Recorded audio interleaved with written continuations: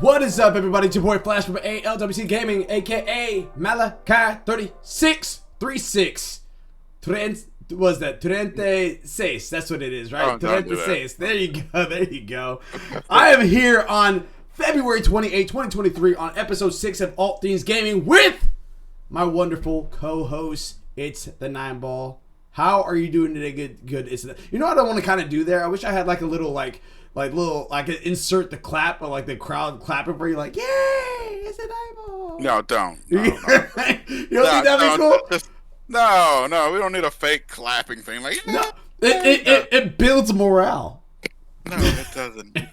It sounds weird. It sounds quite fantastic. But how are you doing today, good man? Like, I know that we talked a little bit off stream. You haven't really been watching a whole lot of stuff, been playing a lot of stuff, or am I wrong about that? Well, it's been a bit busy. I mean, we've had a bit of, let's say, family issues going on, family and friend issues. Other than that, I've actually, come to think of it, I've watched a couple shows. I haven't watched the Last of Us episode. I have been keeping up with Picard, and I did watch Ant-Man. What do you think about Ant-Man? It's okay. So it's your Marvel movie. So I was about to say, so that actually does fall inside the realm of all things ALWT Gaming. I know we haven't had our all-day anime segments in a very long time now, so I kind of want to take this time. You can spoil it for me specifically because I am not going to watch it. I've been Marveled completely out. So what's the highs, what's the lows? And before you just start jumping inside that, for anyone that's watching right now and do plan on watching Ant-Man or want to watch Ant-Man and want to avoid any spoilers, I would say check back in about 10 minutes. So, or you can mute it. Well, I'm gonna try to keep as much of it out as possible still. Okay. All right. So what's your overall experience with it? What, the beginning, middle, end? Were there any shockers in there? And what would you be your overall rating on a 10-point scale on the ALWT gaming scale? Like I said, it's more or less your typical Marvel movie. It's like some people are saying Marvel has fallen more and more into like this trap, to where the characters are more quippy one-liners. There were certain villains that didn't need to be there that were there, and it's like, why is this villain there? There's I did like the villain Kang the Conqueror. Mm-hmm. A part at the end with him kind of got ridiculous on certain parts. You see like the mid-credit, because there's a mid-credit scene and then there's a post-credit scene. I don't know why there's two of them, but there's two of them. I don't know why they just don't just show them both on mid-credit, because I think, to be honest, it's stupid to make somebody wait that long just to see like probably a 2 to 5 minute part. Like I said, it more or less, if you like Marvel movies, it's sort of like that. One of the biggest problems is an event happens at the end and there's like no consequences for it. And I felt like there was like a portion where when he did a certain thing and something happened, there should have been a consequence, but really there's no consequence for that. You're like, oh, it's not a typical Marvel movie. We're not going to have any like weighted or big decisions which have a big, or have like a permanent or big impact, because it's like they're scared. This is the second entry of Ant-Man, right? Yeah. No, it's the third. There was the one where it was him and the Wasp girl, right? Yeah, they was going up against Ghost. That's right. Okay. So, did you watch all three of them, or have you only seen a couple? I've seen all three of them, because the first one was you're gonna have to know the first one too, because they have, let's say, some people will be returning from the first Ant-Man. Because they had a guy in there, and I was kind of, for a little bit, until they reminded you, they almost forgot who that guy was. They're like, hey, I'm such and such. You're like, huh. Oh, that guy. Gotcha. Like, I'm supposed to remember this.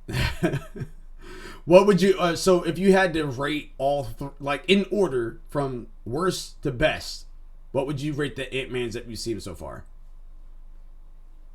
I can't remember the second part. I'm not gonna lie. I remember the first part, because the first part was hilarious, but they had that fight as the miniature, so I think that was the best one. Mm-hmm. That's kind of sad for me, because like again, I know I'm marveled out. I do generally like Marvel movies, but it's so fatigued on what they're doing. It feels very much like how Rockstar is doing for GTA 5. Like, we've had GTA 5 for like 20 plus years now. They haven't made a game. They've just been doing DLC because they're milking the crap out of it. That's what it feels like Marvel's doing with this set of Avengers. They're just milking the crap out of it, which I feel fatigued on that. And so, kind of going back on over to Ant-Man, like, I did watch it, but like, they showed the villain at the very beginning, but then he is non-existent for the entire movie until the very end. Like, he doesn't even do a thing he doesn't even do one bad thing. That's the thing that makes it more like, what was this movie about? He doesn't do a single bad thing the entire movie until the very end.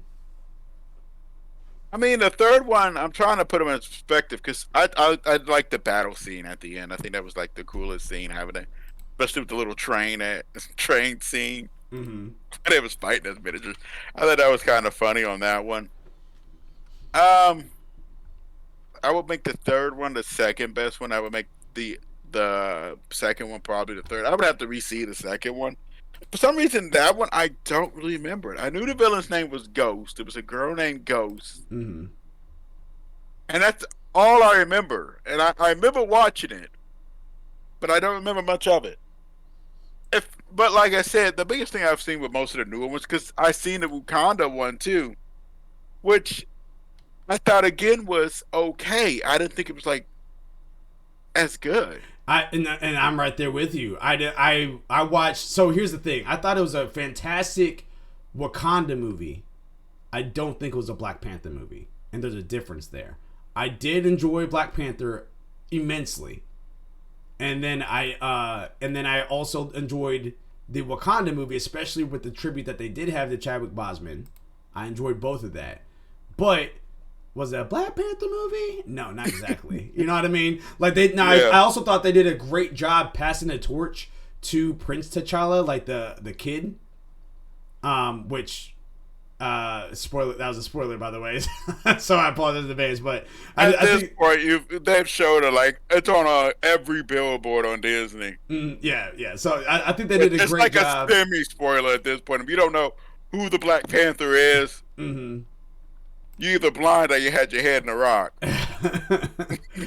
Yeah, it's just one of those things where I was just like, okay, that was a clever way of passing the torch, and I liked how they did it because they can still have T'Challa. It just won't be the T'Challa, like, it won't be Chadwick Boseman T'Challa, and I think that, like, I know my buddy Shaolin Q, which we've had this conversation before.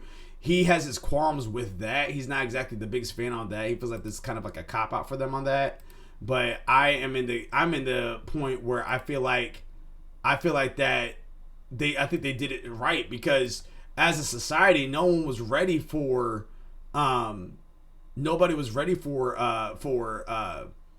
what's his face, Chadwick Boseman, to die the way that he did. No one saw that coming. You know what I mean? So no. It was just one of those things where it's just like, you can't just simply replace. If he died of old age, then I can see people doing that. Like, you'll just replace that T'Challa and everything like that. He didn't die of old age. He died from a disease that we had no idea that he was going through, a battle that he was fighting alone and or with family, and like, we had no idea that this was happening. I think too, I agree with you on that. When they did do that part, I have to give them credit on that. I feel like if you had just taken Chad, that probably would have been the coldest thing to do. It's just, oh, he's gone. We'll just throw another guy immediately in and just pretend like it never happened. Exactly, and that's what my thing was. Like, you can't, especially with the black community. Now that because we don't have a Static Shock. You know what I mean? We don't have. I've heard rumors actually of that might be coming out. Yeah, I've heard of that too. But I mean, as of right now, the thing is that we don't have a Static Shock. We had a T'Challa. And that was pretty much about it right now. Like, we had a Storm, but we got a Miles Monroe. I keep hearing about him too, Miles Monroe. I think he's gonna be coming out to Spider-Man pretty soon. On the stream, and in case you guys are wondering, obviously my I do not have my camera on because I still have USB issues, unfortunately, at this time. So I put a wonderful picture of myself back in the day, just kind of showing on here, so that way you guys have a little face to look at. when we're going on over to when you speak with Nine Ball. So Nine Ball, you also have a little, you also have a little image to speak to as well. I know you can't see it right now unless you actually go to the mainstream, but yes, wanted to throw that out there. So, but yeah, but kind of going back to your point though on over the Ant-Man. So talk about Ant-Man 3 more specifically because Ant-Man 1. Oh, go ahead. Yeah. So what do you if you had to put it on a 10-point scale? What would you rate Ant-Man 3? I don't know. I would have to put it probably out of 60. I think it was worse than Matt. Well, I don't know. I would put it maybe a 7 or a 6. The biggest problem is basically, like I said, it's not well. I don't know how to put it. It's like Marvel keeps doing the same thing. It worked a couple times, and Marvel just said, "Let's keep doing that." Eventually, and this is my problem with a lot of shows. I've had a problem, and I'm not gonna mention them all because, but some shows have a thing of just putting yourself in this box instead of going out, and that's what I feel like some Marvel movies are doing. And one movie I liked and I saw the potential was actually Multiverse of Madness. Mm. I thought that could have been way better than what we got. Scarlet Witch's episodes of sanity is well known in the Marvel universe, and how they did it was just like, oh well, she's just evil now. The motivation was good, but the things behind it, but how it was played out, really didn't do that well. I thought that Kang the Conqueror was a he may have not been the best villain for this one. He's sort of like in that. You remember Batman versus Superman? Yeah. It was sort of like that with Doomsday, because I felt like Doomsday shouldn't have been the villain. I think Doomsday was fine. I think Doomsday was fine. I think Lex Luthor was the wrong choice. Lex Luthor, but I feel like Doomsday should have been the Justice League villain. Oh yeah, no, you're right. You're right. I agree. Doomsday, they should have had like it. What was that? Ultron. They have an Ultron or something like that over there. I can't remember his name, but something like that would have been awesome. And it's sad to see that the Marvel movies were on top of the Marvel Cinematic Universe was on top, and it's sort of slipping down. And to be honest, I'm not gonna lie, I'm more excited about the Flash movie than the Marvel movie. I would be if it wasn't that guy. I know, but I'm not a huge fan of him either. But it's one of those things where DC is just, you got to play the hand you're given. And I know it sucks, but they had to cancel several movies behind it. I mean, they got to deal with that. They got to deal with the whole Amber Heard thing because they had filmed the Aquaman 2, and then Amber Heard did what she did. Yeah. You filmed The Flash, and then he does what he did, and you're like, oh, what do we do? We either A, can the entire movie and have to restart from scratch, or B, we just go with it, and they just chose the latter. We're just gonna go with. They chose they chose B. So going back to the rating of Ant-Man, so you're saying it's either a 6 or a 7 for you ultimately. I'm gonna go with a 6. With a 6, right okay. now. I mean, it has fun parts, but even some of the people that died, you didn't even know. It was like, oh no. Mm-hmm. And they had like this one person like dies, and you're like, he died. Oh no, what happened? Who was that guy? Oh, the guy from 10 Minutes that was in the show for maybe 10 minutes? Mm-hmm. Oh, okay. Was I supposed to feel something here?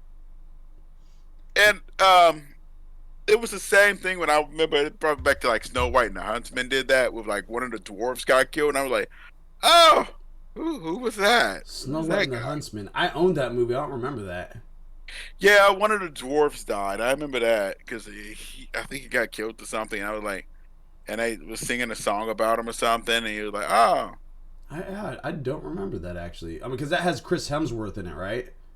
Yeah. Yeah, it had Chris Hemsworth and the girl that plays Bella from Twilight. Yeah. Yeah, actually, Uh, yeah, I own that movie. I can't remember. I actually don't remember any dwarves dying, so I have to look at it yeah, again. one It's of been the a dwarfs. I while. remember that one because they were singing a song, and I remember that. Gotcha. Yeah, I might have to look that again because it's been a while. But But oh, go ahead. oh, let's say, but it's fun if you like Marvel movies or you're still into them. You could give it a go. But for me, it's getting to the point of okay. Like I want to see. I'm sort of excited for Guardians of the Galaxy because it looks like they're going to take a different turn on that one, which I hope it does do well. But I'm kind of starting to get where you're at with Marvel movies, where you're just kind of burning out on them. Yeah. And again, like it's not even so much that I'm burnt out on Marvel as a whole. It's just what they are just milking the crap out of this specific group. And I need something new. Like if you should have given me Morbius, a better Morbius that is, but should have given me Morbius right after the Avengers. Should have given me Morbid time. Moon Knight right after the Avengers. You know what I mean? Like, why am I still focusing on Hawkeye? How come I'm still following the Winter Soldier and Falcon, which is now the new Captain America? How come I'm still focusing on the Hulk? How come I'm still focusing on Thor? How come I'm still focusing on freaking Black Widow and she died in the initial movie? You're still, you know what I mean? I know that was a legal issue there, but it's just like still, I mean, and that comes like in real life because as to why Black Widow movie or series was released afterwards. But it's just like again, why are we so fixated on this specific group? Did you ever hear why? They said something like it's been all over the internet about why that because they didn't think female superheroes didn't make a lot of money, Mm-hmm. and oh my god, and what inspired them to finally do it? Because I remember a lot of people were talking about that. Marvel did not release a Black Widow movie because they somebody has said that female superheroes don't make money, Mm-hmm. and they changed their tune when Wonder Woman came out, and they made a whole bunch of money off of Wonder Woman. Mm-hmm. Then all of a sudden they released theirs. Like, oh shoot, yeah, we need to do something, and we're not going to talk about that Black Widow movie. Oh god, oh that was bad. But again, even whether it's bad or not, is just the fact of how they're still releasing it right around the time when Infinity War and Endgame came out. So it's just like, all right, that Infinity War and Endgame, if that didn't come out, then I mean, granted, a lot of the series and movies probably wouldn't make a whole lot of sense. But I would have felt like they're still alluding to something. The way that Infinity War / Endgame ended, it gave me closure for those characters. I didn't need for that time. I didn't need to immediately have another season or movie about them anymore. Did You you know what I ever see mean? the Eternals? No, I didn't.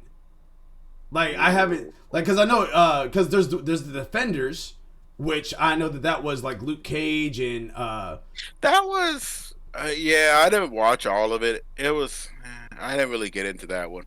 yeah, but it's just one of those things where it's just like if the actual, because that the problem is that that wasn't the same team that did the that did like the Avengers. It wasn't the same team. It was an entirely different team. I actually liked it, the smaller series. I liked it, Luke Cage, Daredevil, that version of Daredevil, not the Ben Affleck Daredevil. That version of Daredevil, I actually liked it, that one, and I absolutely adored Jessica. What was her? Jessica Jones. Yeah, yeah, that's what it was. Yeah, I liked it. Those kind of heroes, though. I sort of like am a fan of those smaller style of heroes like that. Well, but that's the thing. Focus, like, they could be a smaller hero like that, but have the Marvel budget. You know what I mean? Like what they did for Iron Man, what they did, give it to that team, and then proceed on. And then I probably won't be having my Marvel fatigue right now, because right now I could care less about Wanda, I could care less about Vision, I could care less about Hawkeye and Captain America, and like I could care less about all of them. Just because they've given me so much, and that's the reason why I'm fatigued out. Like they just shoved it down my throat the whole time, and I was just like, all right, y'all. Well, it's to how many they launched. Like I think this year they got 3 movies lined up. Yeah, it was but spaced out. Don't make it all like right there. You've got, like I said, Ant-Man in a couple months, you've got who else is You coming already out? you already got Thor: Love and Ant-Man, Thunder. Guardians of the Galaxy 3, Yeah. and then Marvels, or I think the Marvels or something. Yeah. They just throw those down your throat, Yeah. and it is. I see why people are getting burned down on them. And like I said, it's sort of how I mean this characters. They need to make if you're gonna make a serious part in the show, make the character serious. Some parts you're cracking jokes, and you're like, should I be laughing here? Mm. Uh, this is supposed to be funny or serious? Yeah. Yeah, it's just one of those things where, again, like I said, that I've Yeah. just been fatigued just because they didn't focus on a new cast. They're just giving me the same exact cast of characters, which I likely know how the outcome is going to be. You know, those are scenarios which it's pretty predictable, and it's just it's just very like, okay, I don't give me something new. We can come back to an Iron Man 2, like if you want to have a kid take up Iron Man or something like that, we can go back. I would even prefer like a War Machine, which is still like not that far from Tony Stark, but again, I would even take it to like a War Machine, to where I would like to follow his exploits versus just being fixated on people I've already had my time with in previous movies. So that's where I'm at there. But y'all didn't come here to hear us rave about Marvel and all that stuff. You guys came here for some video gaming news, which we're going to get into because we actually have a plethora of news on here. Again, every single Tuesday, 6 p.m. Eastern Standard Time, me, it's Nine Ball, and currently our absent buddy, Mildewy Carrot, we get together and we talk about video game news, the things that we love about it, things that we hate about it, all that good stuff. The whole thing is all video game mantra. You feel me? We usually go for about an hour and a half. And then we have our other streams that we had throughout the week whenever they are operative and valid. What we have today, we have about 8 stories in total. About 4 of them could be situated as required reading, and we'll see if we actually get to those today. But I also want to let you guys know that we have a fantasy gaming league out there for video games, and what it is that it literally is very similar to fantasy football. We go against everybody, though. Instead of being against one person on a weekly basis, we're against everyone at the same time all year round, so on an annual basis. And it is on a 100-point threshold. So 70 points being the threshold for Metacritic, OpenCritic. Anything that scores above that gains you points. Anything that scores below that loses you points. And then anything that's right at 70, you neither gain nor lose. On here, there's also another thing called counter picks on there that we actually do have that you can try to do to screw up your other teammate. And if the game comes out and you counter pick the game, if it does poorly, then you gain the points that your opponent would lose, but they still lose those points. If it does great, they gain the points like they normally would, but you honestly take a hit, which is a little frustrating at times. And if it does not come out that year, then you actually just made a vacant spot for them, and they cannot switch it out because they can't gain any points from that. So you just kind of completely voided it out and messed them up. So there you go. So on here, we actually have a little bit of a shift there, Nibal. There's been a little bit of a change in leadership. Yeah, it's very interesting here. And I want to start off with our number one leader right now, which is Season 1 winner, Mildewy Carrot. He currently has 30 points right now. With Hogwarts Legacy sitting at 14 points, which got an 84 on Metacritic. He has Wild Hearts got him 10 points. Company of Heroes 3 got him 10 points. And he has a counter pick of One Piece Odyssey, which actually did do pretty decent. So we got him negative 4 points. Wild Hearts and Company of Heroes 3 got 80 on Metacritic. And then One Piece Odyssey got a 74. But even with that little ding to his points right there, he's still sitting in first place with 30 points right now. So well, I can't blame him on that One Piece Odyssey. I would have picked it myself. Yeah. Anime games generally are like Warhammer games. Middle of the road, usually bad. Mm-hmm. Yeah. Every once in a while, you get your big one, you get your good one. I'm not saying they're all bad, but most anime, like video games based off of animes, almost are like not really good. Yeah. But yeah, the rest of his list is looking like this. He currently has the rest of the games are pending for him. Is Marvel Spider-Man 2. He has Sons of the Forest, Advanced Wars 1+2 Reboot Camp, Minecraft Legends, Terra Nil, Atelier Ryza 3, Alchemist of the End, and The Secret Key. He has an open spot still. In second place, go ahead. Try that out of there, right? I'll probably get the next time I go on sale because I keep seeing it everywhere. Mm-hmm. I just don't know what the heck it is. In second place right now, we actually have one of our newbies in here, Silent. Oh no, that's not a newbie. No. Remember he was fantasy football season one. Yeah, I lied. Yeah. So Silent was Titan Brain Go Punch, which is So he has 2 games that had launched and they did pretty well. So the first one was Fire Emblem Engage, got 11 points, which is 81 on Metacritic. He has Theater Rhythm Final Bar Line, which got 16 points, 86 on Metacritic. And then he has 2 open spots still, and then the rest of his games follow as such. He has Liza P, Armor Core 6, Fires of Rubicon, Pikmin 4, Final Fantasy 7 Rebirth, Metro Prime 4, Dragon Age Dreadwolf, and he has a counterpick of Bayonetta Origins, Cereza, and The Lost Demon. And he's sitting, like I said, in second place with 28 points. He's going to have to drop that Metroid. Yeah. In third place right now, we have Illuminatus Living, a.k.a. Let's Be Live. The two that got him some points was Octopath Traveler 2, which got him 15 points, and got an 85 on Metacritic. And then Like a Dragon Ishin, which got him 10 points, 80 on Metacritic. He has 2 other games, which is Resident Evil 4 Remake, Hollow Silk Song, that's 3, I should say, and Seas of Stars. He has 5 open spots, and he has a counterpick of Wolf Among Us 2, and he's sitting in third place with 25 points. In fourth place, this is a newbie. Here we go. It is Dr. Q, a.k.a. Shalyn Keys, a.k.a. Dr. Keys. He has the only game, though he has 2 games that's out. He has 2 games because one of them is a counterpick. So he has Dead Space Remake, which got him 19 points. It's 89 on Metacritic. 89 on Metacritic. He has 4 other games that are pending, which is Suicide Squad, Killed Justice League, Alan Wake 2, Dead Island 2, Bayonetta Origins, Cereza, and The Lost Demon. He has 5 open spots and has a counterpick of Forspoken, which got a 67 on Metacritic, which gave him 3 points. I know that's technically, if you do the math, 19 plus 3 is 22, but on here it's rounding up. It's rounding up to the point, so he actually does have 21 points, in fact. So in fourth place, he has 21 points. In fifth place is yours truly, representing ALWT Gaming. I have 1 game that dropped, and that was Horizon Call of the Mountain. And I have a counter pick, Black Myth Wukong, which was confirmed is not coming out this year. So I just messed up Gravitron. The rest of my Horizon Call of the Mountain got it 11 points. So that's 81 on Metacritic.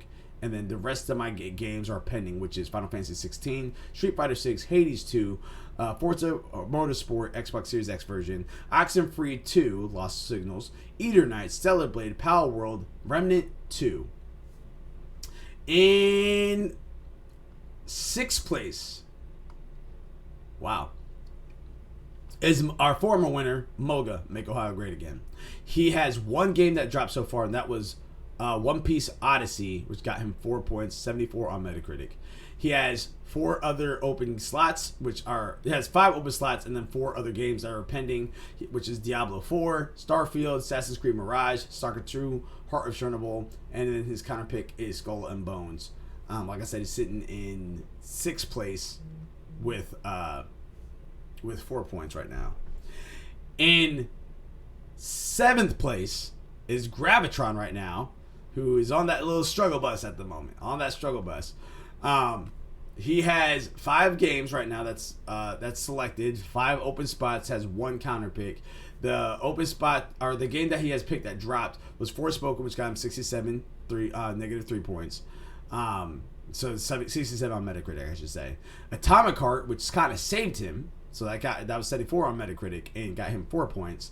Black Myth Wukong, which is not coming out this year, and so that gave him 1 point in total. That's all his points right there. The remaining games that he has that's coming out is Star Wars Jedi Survivor, that's pending, and Skull and Bones, that's pending. And like I said, he has 5 open spots. There's a counter pick of Final Fantasy VII Rebirth. I feel like he'll be fine there, but if that game truly does drop earlier, like before the year's actually over, like this actual calendar year, oh boy, he's in trouble.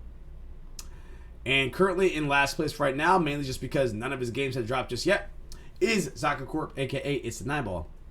He has Legend of Zelda: Tears of the Kingdom, Wolong Fallen Dynasty, Redfall, The Wolf Among Us 2, The Plucky Squire, Senua's Saga, Hellblade 2, Warhammer 40k, Space Marine 2, System Shock, Tekken 8. He has an open spot, and Sons of the Forest is his counter pick.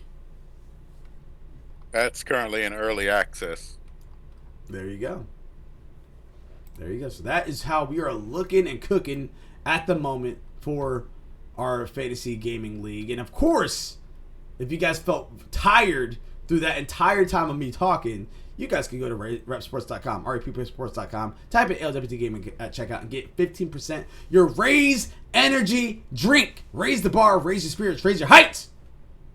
All right. What do you look like when you're on Raise there, Nineball? What do you look like? What face do you make? I can't make the face. I just look like probably what I look like right now. Well, that's not good marketing. Let's go ahead and get that, turn that frown upside down, all that. So make sure you guys go to Rep Sports, repsports.com, type in LWT Gaming at checkout, get 15% off. Now, remember, raise the bar. Raise the bar. Ha! So now that we got all of that out the way, story number 1, state of play recap. Just a little, before we fully dive into that, I do want to throw out there that for anyone that is watching right now or watch later on, there was a Pokemon Day that happened yesterday, 6 a.m. Eastern Standard Time, which we were not going to react to for a couple reasons. But if you guys want to check that out, make sure you guys go to YouTube, check out Nintendo stuff for that. It wasn't anything spectacular, so you've been warned. But if you want to celebrate Pokemon Day and see what was announced yesterday, by all means, make sure you guys are checking that out. So the State of Play recap. Ethan Gotch from Kotaku says this in their article. It's been a minute since Sony's last State of Play showcase, and PlayStation fans have been hungry for new updates and big reveals on PS5's future. What they got today was not that. Resident Evil 4, Street Fighter 6, and more known quantities all got fresh trailers, while an extended gameplay demo for Suicide Squad Kill the Justice League showed it may indeed be more of a live service game than Batman Arkham's successor. Here's everything shown in Thursday's live stream, and then there's a link in there. So if you, again, this is on Kotaku, Ethan Gotch. So the first thing was called Foglands, which did not look interesting to me. So yes, I'm just gonna kind of quickly go through these, and then if there's anyone that stick out to you there, Nineball, I can try to see if I can play a video in the background, and we can go from there. So it looks sort of like, what's that other game that's out? Inscription. Yeah, people were talking about that because of the cards and stuff, but yeah, no, it was so Foglands with shades of Weird West and Dishonored. The Foglands look like it could be a neat VR experience if it's more than just original shooter. Then you know what? Let's go ahead and do this. I'm going to all right, we're not going to do this the whole time, but what I am going to do is for all right, let me just hide that for right now. Bam, there we go. So what I am going to go ahead and do is I actually am going to share my screen to the actual Twitch audience, and you guys can see exactly what I'm seeing on the article here, because I want to make sure you guys can see this video when I'm playing it, and then we can kind of go from there. Let me see if I can share my screen with you there too, Nineball, so that way we're good to go. Bam, and bam, and oop, pull that up, and bam, and then let me come on, there we go, and bam, confirm that. Cool. All right, so you're able to see my screen right now, right? Yep. Okay, cool.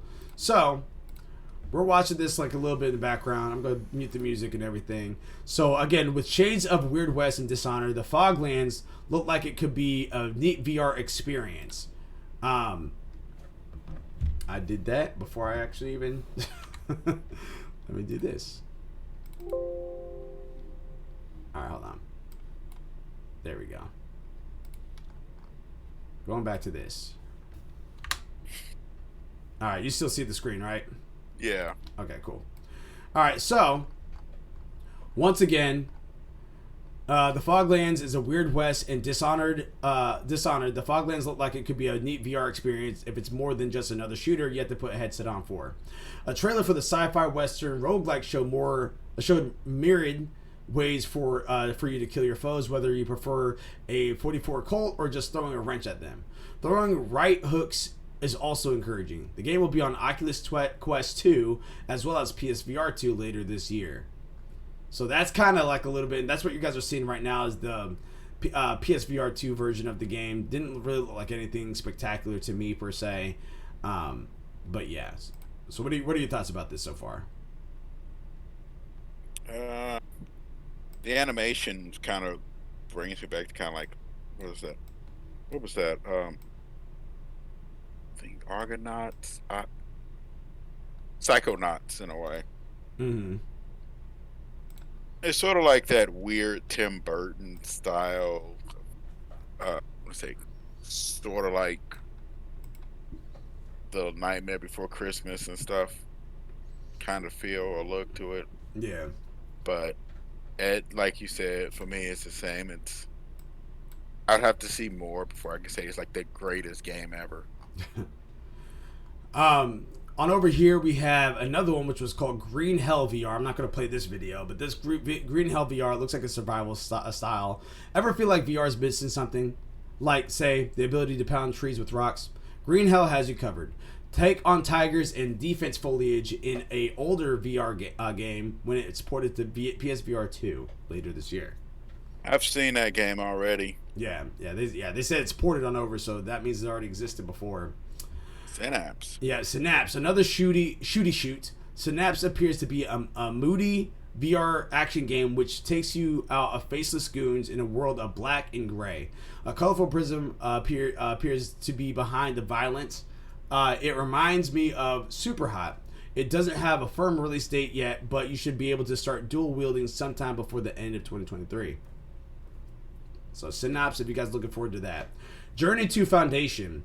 I'm glad to see that Isaac Asimov's incredible sci-fi series continues to get adapted. You're a spy tasked with investigating civil unrest on the edge of a galactic empire as it begins to crumble. Hopefully the fiction is more than just a backdrop. It's planned to come out on PSVR 2 this fall. So yeah, so Journey to Foundation. Before Your Eyes. One of 2021's standout indie game, Before Your Eyes, is also getting a PS5 VR 2 treatment.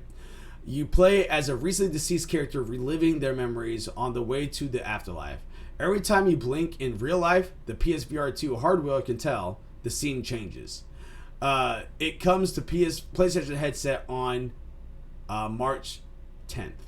What game was this? This is Before Your Eyes. I'll play a little trailer for you right now. Yeah. This one to me just spells headache. Like I could see that just kind of being a real like crap for me to actually try to pay attention to and everything. I feel like I would have a humongous headache from that. It might not be. Yeah, especially if it says every time you blink your eye, the scene changes. Yeah, like I don't know how much I blink in a day, but I know it's a lot. So, yeah, this doesn't do it for me. For me, if I had a VR, might be the only one. I love projects, but the problem is, this feels more like the way it makes it sounds more like a demo than a game. I've played a few like these types of games. Like I still play House Flipper. Yeah. Moving on to the next one. Oh, if I can actually, there we go. I think. Where's my? Come on. I hate it when the mouse is like missing. There we go. Jeez. Okay. All right. That was Before Your Eyes. So on here, Destiny 2 Lightfall. So this is expansion. I don't think it has anything to do with VR 2. So the latest big expansion for Bungie's loot shooter has arrives next week. A new, and this will be this week, because again, this article is from like last week.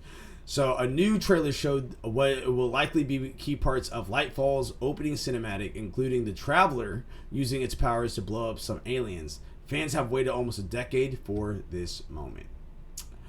A little bit of exciting news for anyone that is curious about this. I personally do not care, but Chia is actually going to be included inside the PlayStation Plus and extra, PlayStation Plus Extra and above,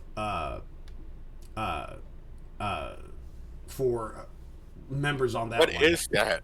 Chia, it's like a little cutesy game where you're this little girl and you're able to take your soul and go inside like an animal or whatever like that and travel as the animal. And I literally have no idea what it's about, but it says Chia is an open world sandbox adventure inspired by the devs' homeland of New Caledonia.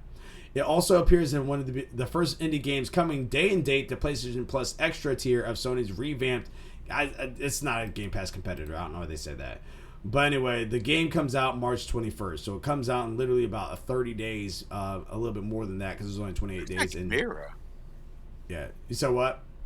Kind of like, I don't know why I'm getting things to like Mirror. Okay, I think I know what this is. I forgot about. Okay. Yeah, it was a game that I have zero interest in.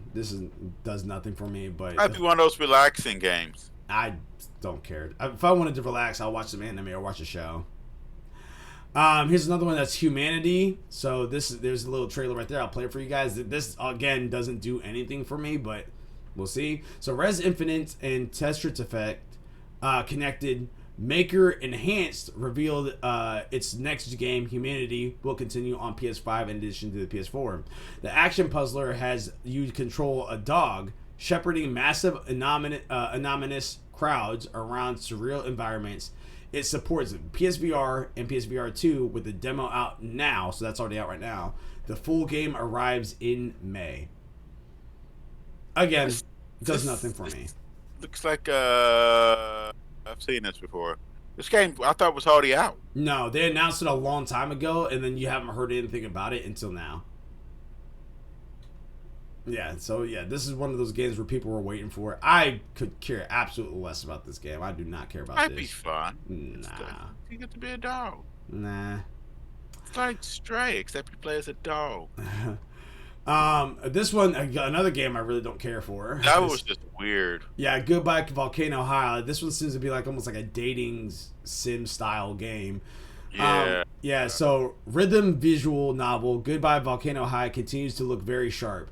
The indie game defying a 4chan troll campaign comes to PS4 and PS5 in June. The developers revealed that the voice talents of Ozioma Akaga, Abe Bueno Jalad, Allegra Clark, and Mark Whitten will be joining previously revealed cast. So there you go. I don't know, but I apologize in advance if I butchered your name. So if you happen to be watching this. Next up was Naruto the Boruto Ultimate Ninja Storm Connections, not Collection, Connection. The game of the Ultimate Ninja Storm fighting game series will feature in the largest roster yet and arrive on PS4 and PS5 sometime in 2023. It marks the 20th anniversary of Naruto anime and will support 60 frames on PS5. Ashura Atsuki and Indra Otsuki will join the 124 playable characters from the previous game, with more to be announced later. Yeah, okay. Baldur's Gate 3. The night is dark and full of mind flayers, and yes, they're coming to console. Is that really from what was that show? Stranger Things? I don't know. The Mind Flayer. Yeah, Mind Flayers. And yes, they are coming to console. Baldur's Gate 3, the intricately detailed RPG from Larian's studio that feels like it's been in early access forever, is coming to PS5 on August 31st. That's great news for anyone who didn't have an upgrade. It didn't want to have to upgrade their PC to play the spiritual successor to two fantastic games, Baldur's Gate 2 and Divinity Original Sin 2. So there you go. So if you guys are looking into heard that, I need to play the Divinity. Oh, sorry. Divinity. I need to play the Divinity. Yeah. Yeah. I wouldn't mind trying out Baldur's Gate, especially depending on like how it plays, how it runs. So Baldur's Gate 3, by all means, come to Papa. Wayfinder. This one looked interesting to me. This one did look interesting to me. So reveal back in. I'll play a little trailer in the background when I'm talking about it. All right. So there we go. Where you at? Where you at? There you go. Bam. All right. Wayfinder. That's humanity. Goodbye. Blah, blah, blah. Baldur's Gate. Wayfinder. Okay. Revealed back in 2022 Game Awards, Wayfinder is an online action RPG from Airship Syndicate, the studio behind Darksiders Genesis and League of Legends spin-off Ruined King, a League of Legends story. That last one was excellent and gives me hope Wayfinder won't be the next multiplayer game on the live service Funeral Pyre. Season 1 of Early Access starts in May on PS4 and PS5. This one might be dead. Why you say that? I'm not really feeling this one right now. I need to see more of it. Yeah, I was about to say, I actually am enjoying this one. I think this one looks kind of cool, but it does depend on the entry point. So we'll see how that looks moving forward. It's got to be free. If it's free, that'd be awesome. If it's free, it's for me. That's my motto. So there you go. That was for Wayfinder.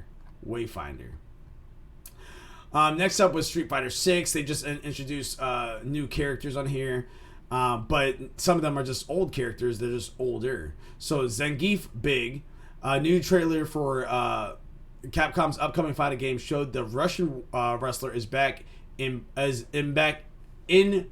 back-breaking action, as well as Lily, a character brand new to Street Fighter 6. She hails from Mexico and is full of plucky flair. The trailer ended with a look at Cammy being angry that she has to wear denim jacket with a giant Union Jack on it. The game releases on June 2nd. I'm very excited about this game. Especially Cammy. That's Bay. That's Bay right there. On here. Yeah, did you see the Cammy? Check out Maximum Dodd's video. Resident Evil 4. So on here, how about open fire instead of your mouth? Leon is back and full of quips. Resident Evil 4, the remake, comes out March 24th. The demo coming to PS5 in weeks ahead. In the meantime, you can enjoy the above look at knife fights and mine cart rides. That should be pretty good. And then they ended off, with Suicide Squad killed the Justice League. I don't think there's anything else. Yeah, Suicide Squad killed Justice League, which looks like a fun time with friends, but I don't think it's going to be really the most standout game that you really want. So we finally got a real close look at Rocksteady's next game, complete with chaotic 4-player co-op on a mission that revolved around shooting giant purple pustules. With Harley Quinn and company bouncing around building tops in giant sandbox, looking like a cross between Crackdown 3 and Anthem. Hopefully the final game is more promising than when it arrives on May 26th. The cutscenes looked fine at least. They had to bring those two up, like two of the biggest failures. Like Crackdown 3, everybody waited years for. It just came and went, and I'm not even going to start on Anthem. Yeah. Oh my God, Anthem! That was probably that was, I don't know. It's probably that for me. That's probably one of the worst launches. Was Anthem. Yep. They didn't have to do that too. There you go. Bam. All right, so I'm gonna stop my stream there for you there, and I'm gonna try to fix this because there we go. Bam. Cool. And bam. Oh, bam. Oh, come on now. Oh, there we go. That's why. Okay. Bam. Cool. There we go. Now we're back in business. Now we're cooking with gas. All right. So that was pretty much the majority of what was going down at the State of Play. Again, now that we kind of go over it, I really wasn't blown away by the State of Play. There's a couple things that was like a little interesting, but it wasn't anything spectacular. It wasn't anything to brag about. We didn't even live react to it, and it's perfectly fine that we didn't. Like I'm perfectly content that we did not do this. So, yeah. Do you have anything to say before we jump on over to the next story? No, you pretty much just said it all. I thought about it. I just didn't have time. Like I said, it's been a lot of current family issues, stuff like that going on. I was like, I ain't got time. Yeah, no, I feel it. So keeping this show on the road, and this one's just going to be like a little quick whip. I feel like we're going to kind of pass through this one pretty quickly as well, but in case you have anything to talk about it, I do want to say that Nintendo, no E3. And yes, that was the English I chose to use with it. So George Young from GameSpot says this in the article. Nintendo has confirmed that it will not attend E3 2023. This comes after recent rumors that neither Sony nor Nintendo would be part of the event.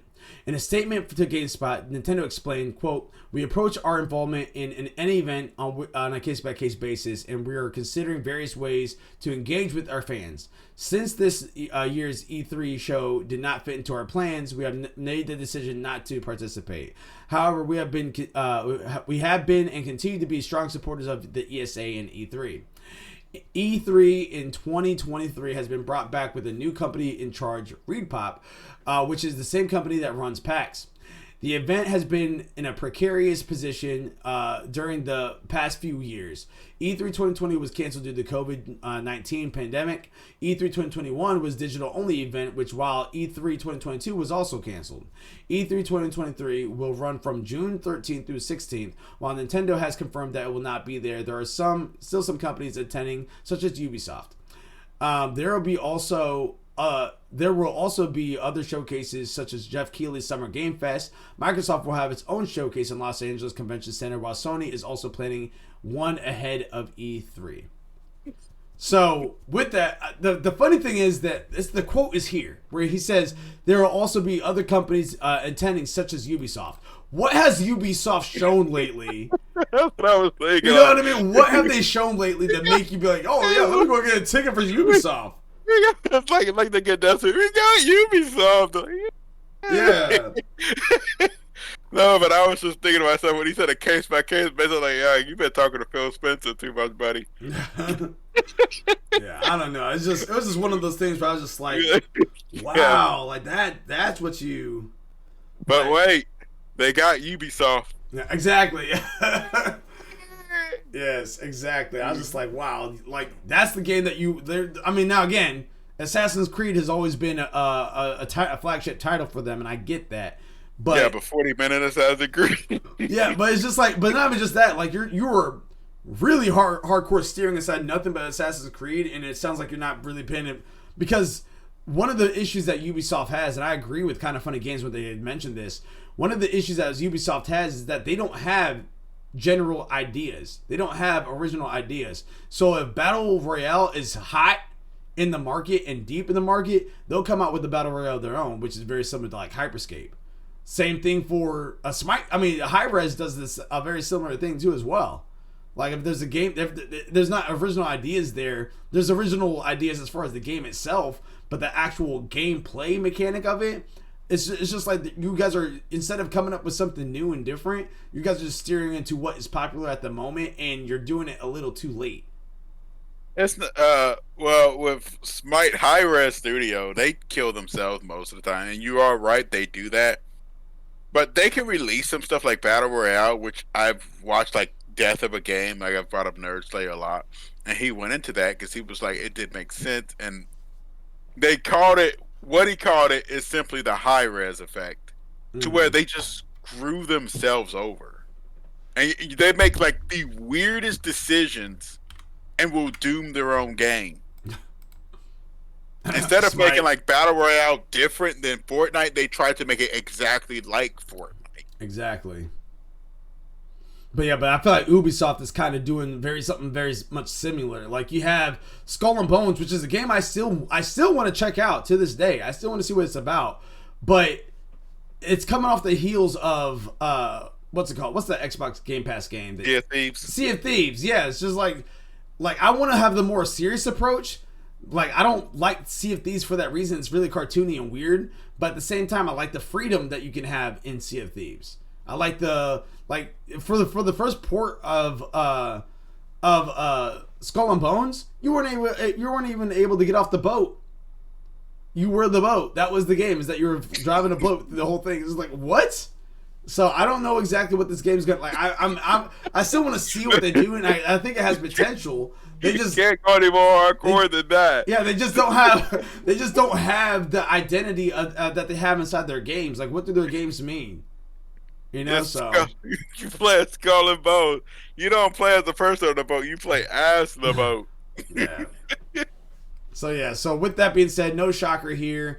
I still want to attend an E3, especially as ALWT Gaming. That I feel like this would be a great entry point for us to go in and really kind of rub some elbows with some other journalists and be able to like kind of get our foot in the door and really expand and maybe even get some ability insider information. But it is one of those ones that's just like, come on, E3, like y'all got to pull it together. Y'all got to do something here because Jeff Keighley's about to run y'all out of business. So yeah, the E3, to be honest, for me, it's pretty much almost dead. Pretty much, it's not much left there. Which is sad too, because when I went to E3 in 2018, and then the last E3 was 2019. Which because my goal, I think I mentioned this before on a previous podcast, but I'll say it again. So me and Barely Levu, we were actually talking at the very beginning of 2018. Literally at the very beginning of it. We just got done playing a video game. I was in my apartment. We were just literally, after we got done gaming, we were just sitting there and just talking about video games for a while. And then somehow E3 got thrown inside the mix. I was just like, I would love to go to an E3. I would love to go and check this out and everything like that. And then Levu looked it up and he's like, dude, tickets are extremely affordable for E3. And I was just like, yo, let's get a group and let's go out to E3. Let's go ahead and actually try it for once. Because in my mind, I was like, I would love to go to E3 and be one of those people that can play Final Fantasy VII Remake on the floor and get to experience it before anyone else. Like that's how it was for me. And so my goal at the time, before all this stuff started happening, was I was going to try to go to E3 every single year until they announced Final Fantasy VII Remake. Because this is before Remake even came out. And then in 2019, I was trying to arrange. We went in 2018, had a great time. It was actually really, really, really fun. And then in 2019, at the beginning of the year, we were getting ready to plan for it again, and a couple people did not want to go because they felt like that they already had their time with it. Other people couldn't go because of finances, and I was just like, all right, yeah, let's not worry about it. That year that we did not go, they announced Final Fantasy VII Remake, and I was pissed. And then the following year, I was just like, all right, well, they've already done this. And that was another reason why. That's another reason why I didn't press on going so hard, is because 2019 was the first year when they announced that Sony was not going to be at E3. So I was just like, all right, well, they're not going to be there. And in my mind, I'm thinking that, well, if they're not going to be there, then Final Fantasy VII Remake's not going to be there. Boy, was I wrong, because I didn't realize that Square Enix would have their own showcase. Maybe they'll have their own at this one. What, Square Enix? Yeah, maybe they'll have their own. Maybe I really want to see. I really want to see if they got maybe somebody good on the list. They really could. I mean, they really could, because you have to think about it. Well, all right. So E3's. I was about to say they could show off Final Fantasy 16, but I was about to say there's a couple different things wrong with that. One, I'm pretty sure that PlayStation has promotion rights to 16, but then two, it comes out while E3, or too close to E3. So I think that would, I don't know if they would be able to really get that off. They might just show more of it. Yeah. And make it like a... They could show more Kingdom Hearts. Kingdom Hearts 4. Oh God, I forgot about that. I haven't even played 3. I haven't played none of them. Yeah, they could go ahead and talk about that, or any other projects that they're currently working on. It is one of those things. They could even show a little bit more information about Final Fantasy VII Rebirth, which is the next installment for Final Fantasy VII Remake series. I'm trying to see if I can find any of the people showing up. Yeah, you might just have to go to E3.com, look at the list of people that's going to be actually attending. So, but yeah, it's just one of those things that you hate to see it, especially if you love video games, but it's just like, all right, so how are we going to get our next E3 style? Because E3 held the mantle for so long. Ever since I was a kid, I just remember hearing about E3 and always wanting to go about it, and always having to look up YouTube videos as YouTube started getting bigger and stuff like that. and seeing what E3 was about. And I thought it was always just an amazing thing to actually see online, and I think that would have been a really awesome thing to be a part of. And I'm glad I was in 2018, and I still want to go to more events, especially as media versus as a fan. I want to go as a media fan versus just a fan. And it sounds like Summer Game Fest might be the way to go, so I have to look inside passes for that and everything. So yeah, because it. I'm trying to see. I really want to. Konami unveiled. What is that? Don't do this. Oh, Konami might be there. Yeah. There's some news that came out about Konami as well. So I know what you're talking about. That they're going to potentially reveal another. I think it was Metal Gear Solid. Yeah, they're saying that they may, but I don't know. And they confirmed that was going to be this year, so we'll see. Let me see here. So, Media Center. I want to see how much, because tickets are available right now. Let me see how much tickets are. So, if I'm going as the industry, learn more. So, new format. What site are you at right now? I'm going to throw inside the link right now for you, because I'm actually on the E3 page. There we go. Bam. All right, so exhibitors, you want a space to meet others. You want to showcase your experience during the E3. Okay, Gamer Days. New space, so for B2B businesses is total up to our new set of lounges, full bar, open spaces, meeting rooms for schedules, unscheduled meetups, and then meeting providers. So making doing business easy. Okay. All right, so let's see what this says. So if I'm getting my ticket for this, registration, email address, all this stuff, I want to go as, what are your roles in the gaming industry? So production, visual art, sound, music, quality assurance testing, public relations, marketing, communications, sales executive, ever. Okay. So if I'm, I think they have to approve you first, which is kind of uniquely. So please submit 2 of these forms of employee/company ID. Okay. So yeah, so they want to make sure that you're okay, other. That you're not lying to them. Yeah. What companies do you work for? Yeah, they want to make sure. So E3 industry registration. Active working members of the gaming industry are invited to register for industry passes to E3. If approved, this pass will be granted a year access for all 4 days E3, including industry days, which is the 13th through the 15th, and gamer days, which is the 15th through 16th.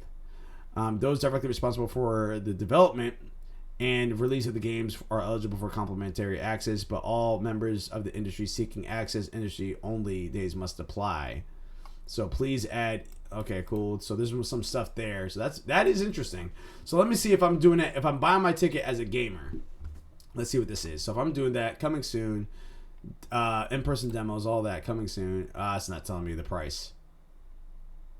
Yeah, it's saying digital showcase. Before arriving at LA, experience the digital showcase across the world. In-person showcase, witness deep dives, in-game showcases, and learn more about straight from the developers and studios, and in-person demos. Get your hands on some of the latest games and experiences. So just telling you what it is. Oh, let me see. If I do it for media, what's this? Media creator registration. Confirm your email, first name, legal name. What's your job title? Interesting. There we go. You know what? I'm going to save this to the side, because I'm going to register and see how much it would cost and go from there. So I'm going to save that for the side. So we just did a little business on stream just now there, ladies and gentlemen. I'll do the same thing for that. So yeah, so there we go. So I found the link for media, which is June 13th through the 16th.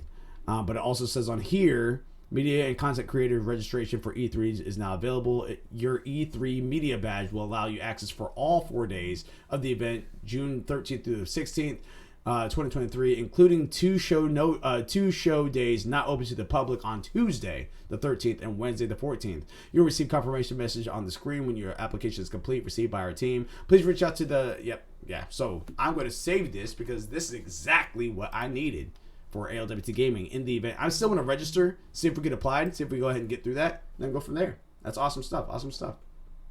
So there you go. In the event, in a perfect world, I have all the money in the world.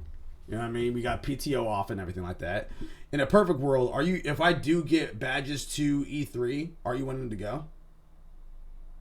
I will want to, but I have to see where we're at because we got a couple of things I got scheduled this summer. Yeah, yeah, of course, of course. That's something that we can talk off screen. But needless to say, I know we kind of derailed from the story itself, but yeah, Nintendo E3 not happening.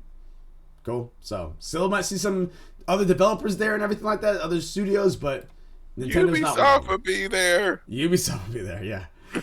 Yeah. Story number 3 on here. Luminous get. I called this one Luminous gets Enixed. So Wesley LeBlanc from Game Informer said this in the article. Following the release of Forspoken earlier this year, Square Enix has announced that the game's developer Luminous Productions will merge into the company. It's a strange announcement that, given that Luminous Productions was already a studio under Square Enix umbrella, but now it seems that Luminous Productions as an individual entity will no longer will be no more, thus won't be seeing its name appear in future titles. Quote, the merger is part of the company's efforts to bolster the competitive prowess of the group's development studios and a goal set forth under its current medium-term business strategies, end quote. A press release really reads. Quote, Square Enix has developed numerous AAA high-definition HD games and possess a wealth of intellectual properties, IP, and content. Luminous Production Company Ltd. Is meanwhile equipped with not only AAA title development capabilities but also technical expertise in areas such as game engine development. Combining two entities will further enhance the group's ability to develop HD games. End quote. End story. This is honestly almost a non-story because again, when you hear Luminous Productions, you already thought that they were already under Square Enix anyway.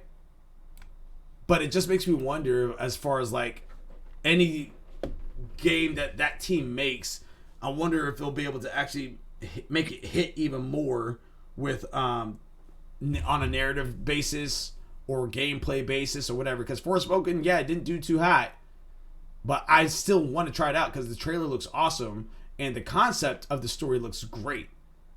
You know what I mean? Like it is an isekai video game, which I think that is awesome. You don't see a whole lot of that. So, yeah, again, almost a non-story, but what are your thoughts about that so far? It just means that Square Enix does not tolerate failure. Somewhere across the line is probably Darth Vader choking the guy to death. We do not tolerate failure. Force choked him and then just took over the company. You now belong to Square Enix. I guess.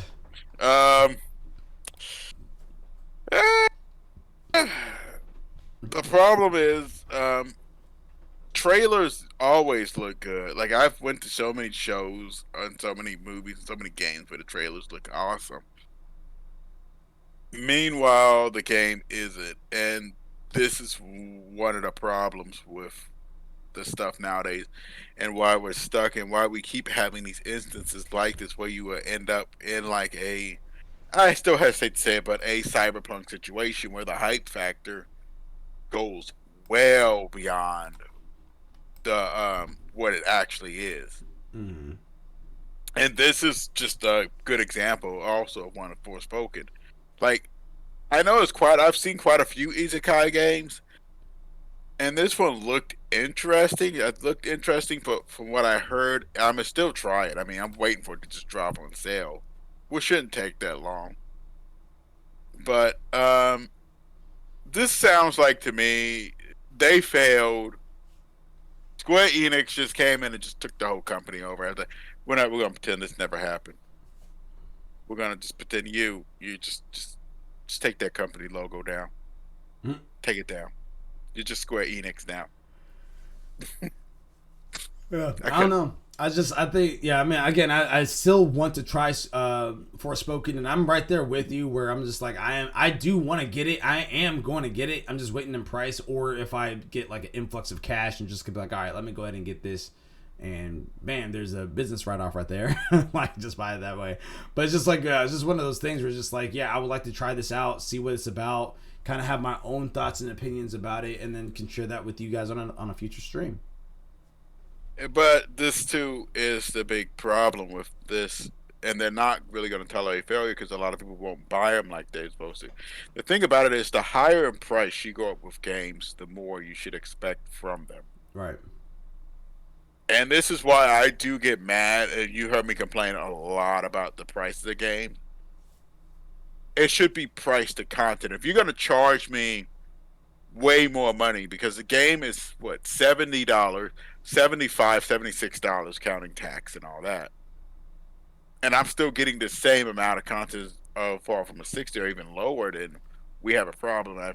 From what I'm understanding with this one, it was buggy and it was quite a few things that most people said didn't really like the main character. I've heard stories about that. Some people said it was just too much of a standard isekai and not like a, a its own one. I heard a plethora of complaints, but it's still a game I want to try out on my own and see. Yeah, But I know that now. One of the things that Luminous has been great about doing is the communication factor of it. They have been taking their feedback from their fans and been trying to apply it. And I think that the last update definitely helped it out quite a bit. But that's not an excuse, and this needs to stop. We do not.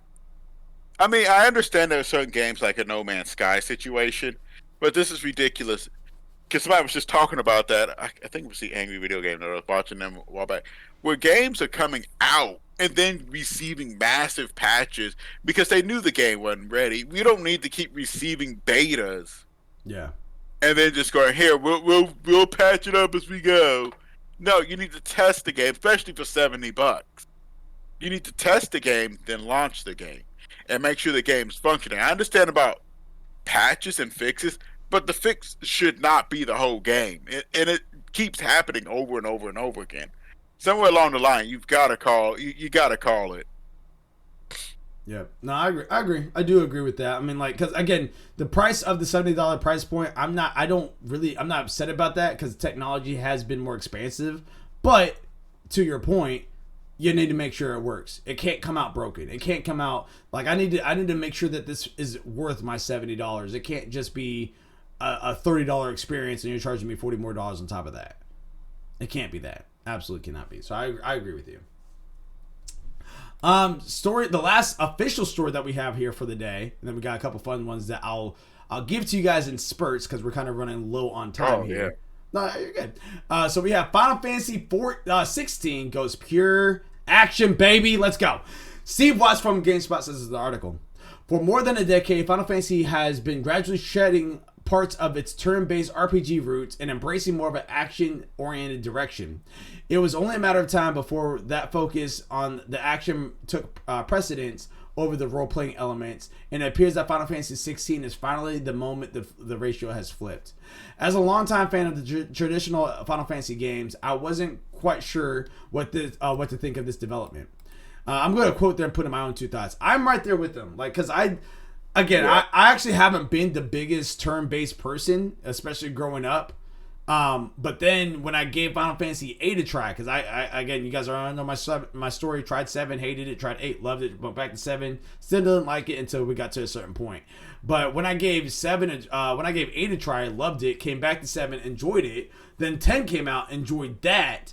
So and those were all turn-based style games. And so with that being said, the story, the characters, the length, the design, the music, like literally all that inside of a Final Fantasy game is what molded into a phenomenal series, which is Final Fantasy. So them going away from turn-based, I get where this person's coming from. I do as well. Yep. Back to the article, the turn-based classics are still some of my favorite gaming experiences of all time. But after extensive hands-on with the game, I've come around on this direction for the series, or at least this entry in it. If Final Fantasy is an action franchise now, at least it's shaping up to be a darn good one. This isn't to say that the game lacks fantastical elements like mythical beasts and magic spells, but those are used to be complement of the story and action rather than a layer of the menu abstraction. The fictional high fantasy world of Valisthea, an extremely small number of mortals are innately gifted as dominants, hosts of the supernatural icons, which longtime Final Fantasy fans will recognize as summon creatures like Ifrit and Ramuh. Uh, icons are essentially weapons of the mass destruction, and various nation states use their icons as symbols of their power and culture. The dominants are respected, feared, and sometimes even exploited by their respective nations, as implied threats of icons keeps other nations in check. The protagonist, Clive's brother Joshua, was given a place of honor as the dominant of Phoenix, as the aspect of fire. Clive's journey is one of revenge, as an attack from an invading army and a mysterious, previously unseen icon left his younger brother dead. I'm actually very. I'm getting goosebumps just thinking about this all over again. There's a couple things that I do wish was because there's a little bit of confirmation that was inside the preview that happened earlier today, because that all happened today. So there's a couple things that was mentioned. Is that one of the things was you have to play as Clive the entire time, which is neither here nor there. In other games, you could do that. That's perfectly fine. But it was like 13. Well, yeah, but even at 13, you didn't choose who you were, but you actually was able to. You played as Lightning, you played as Snow, you played as other people in that one. This one, you're strictly Clive the whole time. You do have party members, but they're AI. So again, kind of going back to 13 as you were mentioning. I'm a huge fan of allowing to control my party, allowing to give them armor, allowing them to give them abilities and upgrade their abilities and stuff like that. Like, I like the Dragon Age aspect of it. I like the Final Fantasy 10, 7, 8, even 15 aspect of it. Even 7 remakes. I mean, now granted, 7 remake is a remake of 7, so it's not really that much farther off from that. But I like the way that goes, where you have a party and you feel like you're going with that party. So there's that, and then I'm very curious to see how magic is going to work in this game, because that was also a huge element for me in Final Fantasies. Love the magic system in there. And I'm also kind of curious to see how long this game will be, because at least for me, back in the day, whenever I played Final Fantasy 7, 8, or 10, I wouldn't beat it in a month. I wouldn't beat it in 2 months. It would be like 3 months minimum of me playing that game. And that is, again, because that was before YouTube, so you didn't have these little walkthroughs and videos of show you how to XYZ. You had to either go out there and you had to buy the guide, or you had to figure it out.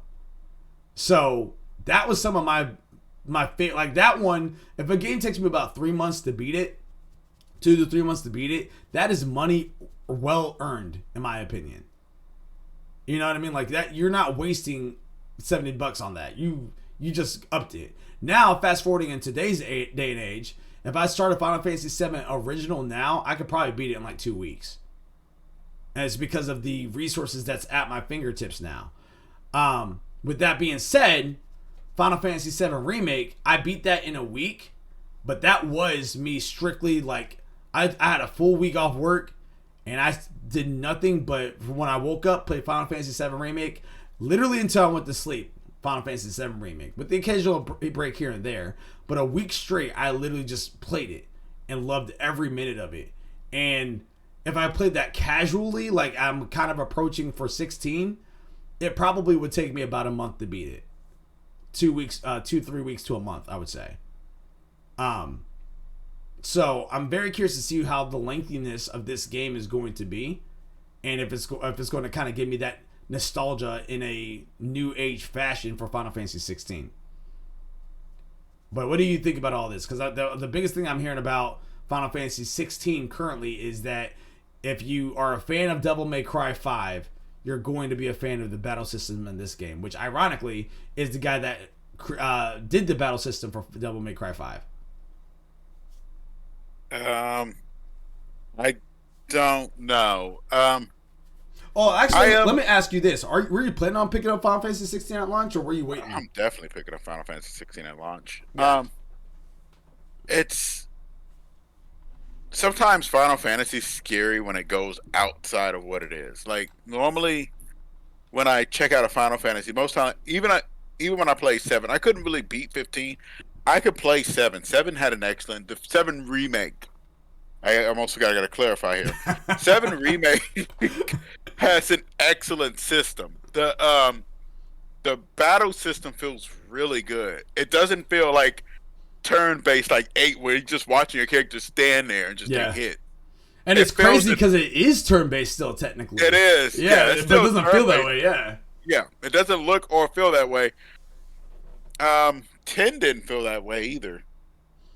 10, I was able to tell it was turn-based, though. It was yeah, you could tell it's turn-based, but it wasn't as bad. I don't think it was as bad. You didn't watch like your ATB fill up, like, come on, Yeah. like you knew who was coming up next, and we're like, come on, you're Well, waiting for a little line bar to fill up to try to heal your characters. Like, come on, I gotta get my Mega Phoenix before he hits me with a light spear. the difference with 10, though, is that there was no ATB. It was strictly on like a roll basis because I remember this because I tried to pause my game when someone came to my door on Final Fantasy Yeah. X, and you can't pause it because it's not like if it's your turn, you just don't attack. Just leave it alone, and then you can go do whatever, and that's essentially the game's pause button.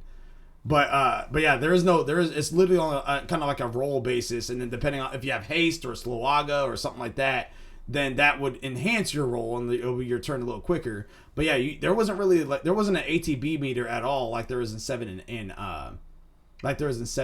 8. Yeah, but I'm also too a bit intrigued. I'm still want to pick it up.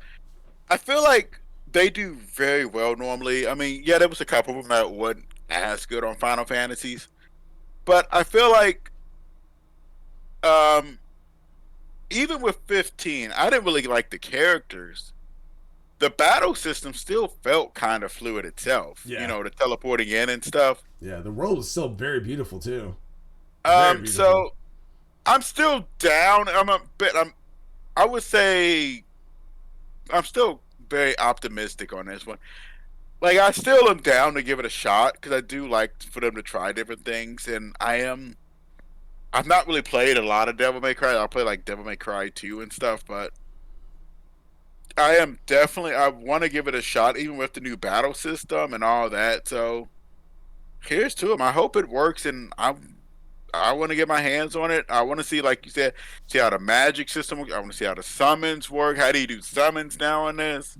Well, and that's the beauty about it. Like, all right, so if you get a moment to, and like for yourself, but also for anyone that's listening right now, definitely check out Kind of Funny's podcast with Michael Hyam about his experience, the preview experience of this, because he actually mentions that. He said that there's a time period where you have to fight a person, and then they'll transform inside this icon, which is a huge summon, and then you're fighting like this little Clive fighting this huge icon, and then somewhere between the fight, you transform, and then it's just this huge real-time action battle in some instances, and you're just fighting straight up, and it sounds really, really cool. Like, I'm very sold on the aspect of it. I'm even more sold that now I can see kind of where the story's going. It's a revenge match.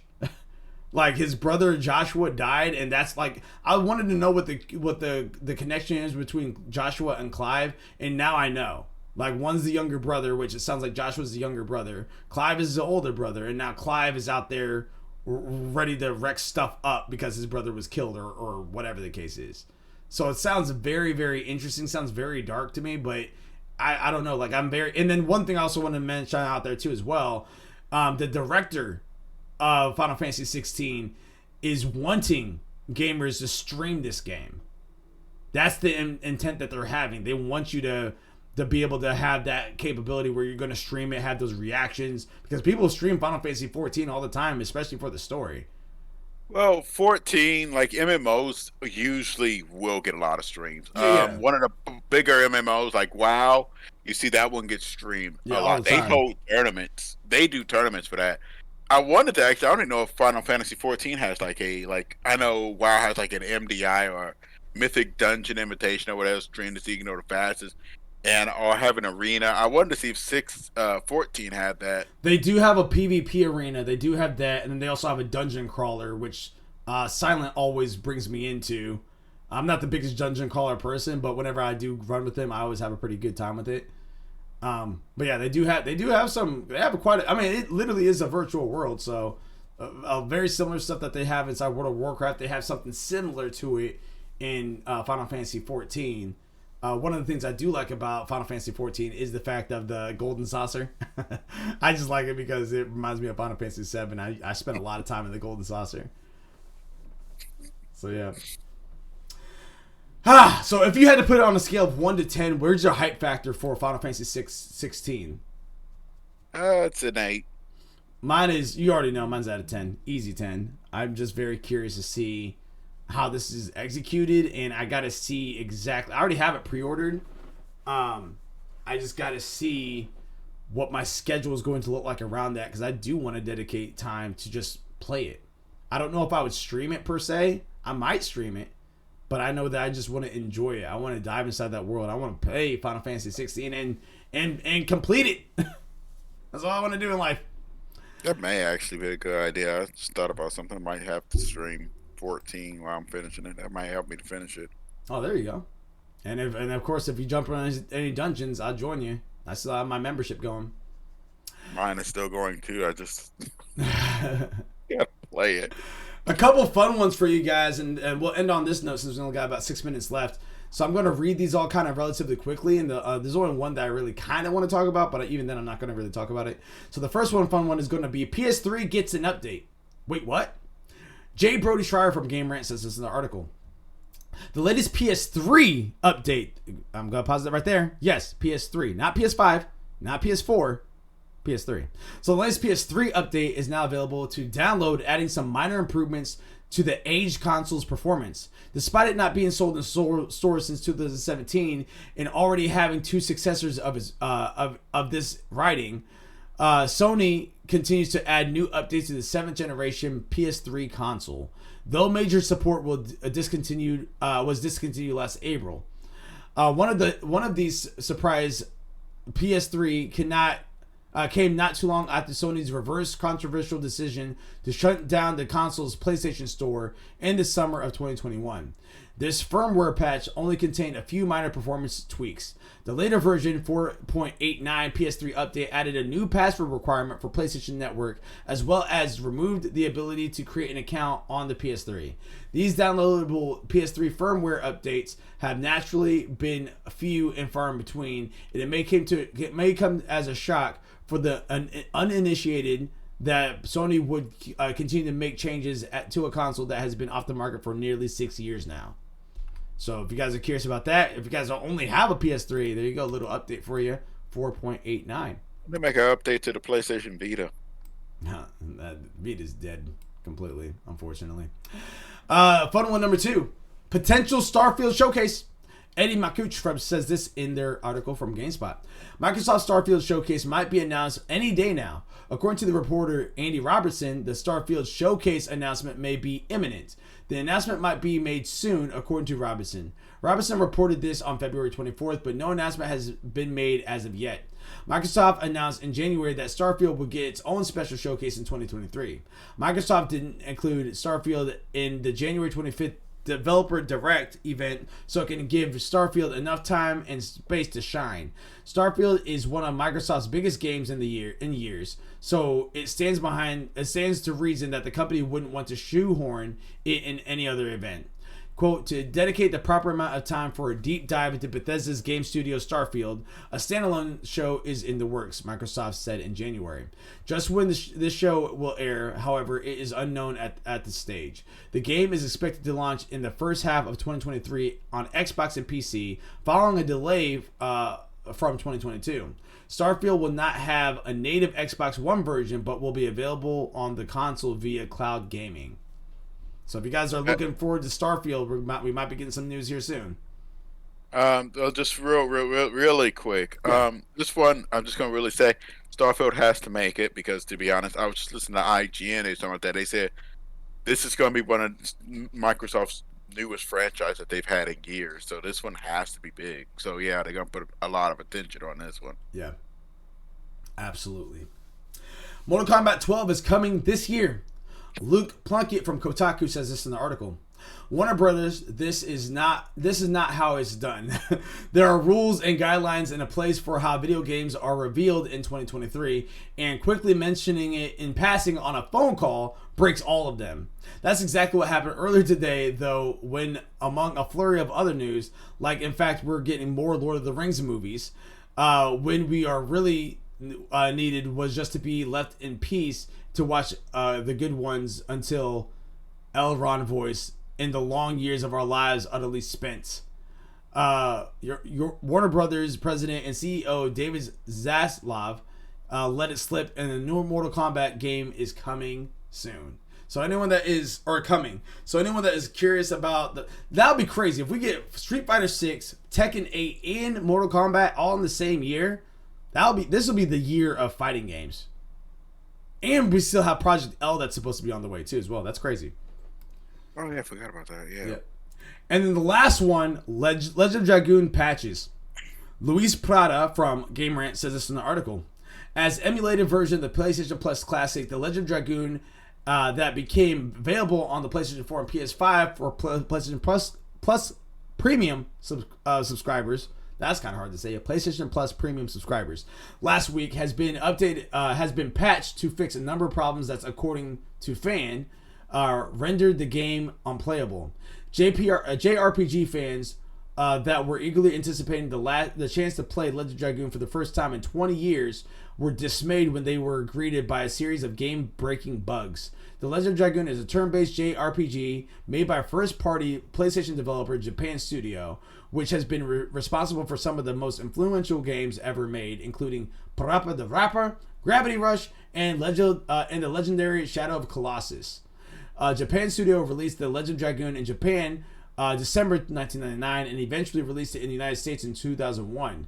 When the Legend of Dragoon never quite captured a wide audience, it has still developed a small but passionate fan base that has been itching for a legal way to play the game on their modern PlayStation consoles.